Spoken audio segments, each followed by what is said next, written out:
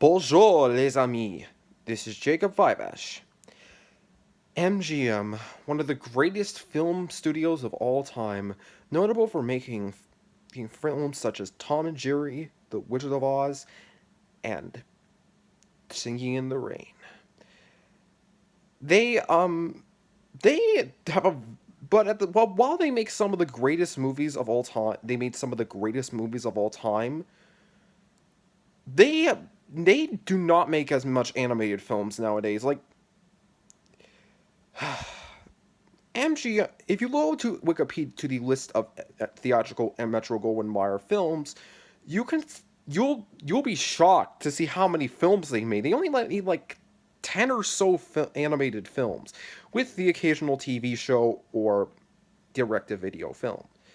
So today I will be talking about the future of MGM's future of Metro-Goldwyn-Mayer's animated about the history of Metro-Goldwyn-Mayer and what they should do to kind of bring children and probably any and also their families to the theaters or streaming services or whatever.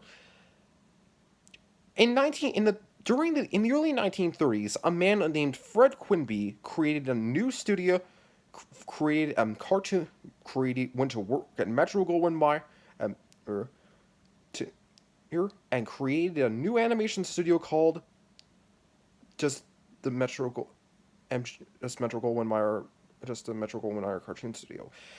Um, Many notable animators worked at notable people in the big heads in the animation film industry, like William Hanna, Joseph Barbera, and even Tex Avery worked here. They created cartoons like Tom and Jerry, Droopy, and Barney Bear. There for over 30 or so, 20 or so years.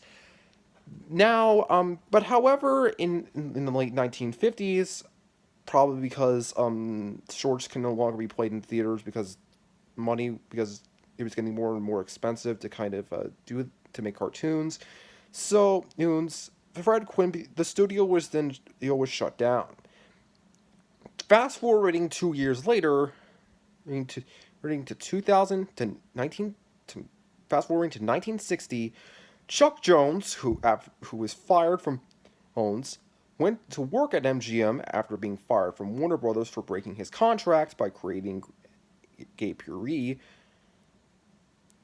Went was asked by MGM to make some Tom and Jerry shorts, but deep down inside, Jones didn't wasn't a huge fan of Tom and Jerry, and he only created these shorts just us to give to try and get money so he can create his own products that he wanted to do. But however, sometime in the in 1967, sometime like that, the studio the directors of the shorts were hired by Hanna-Barbera and Dante Freeling Enterprises. Leaving Jones all by himself. MGM relented and said, "Hey, you know what? We'll let you do what products that you wanted." So Jones did create some other projects for MGM, like the 1970s Horton Hears a Who, the 1960s How the Grinch Stole Christmas, and and his most famous work, The Phantom Tollbooth. Then the studio was closed again, probably for unknown reasons, in 1970, probably for the same reason as last time, because television was kind of new at the time. Then, fast jumping ahead 23 years later in 1993, two people, Isabella and Jonathan Dern, went to MGM and founded another new studio called simply Metro-Goldwyn-Mayer Animation, which was also the name of the last one, but what the heck. They created films such as the studio created films. It did the Pink Panther 1993 series. All Dogs Go to Heaven related material that isn't the original, like the TV series, the All Dogs Christmas Carol, etc., and the Lionhearts, and under a series that revolves around also around the misadventures of the son of Leo the Lion, MGM's mascot.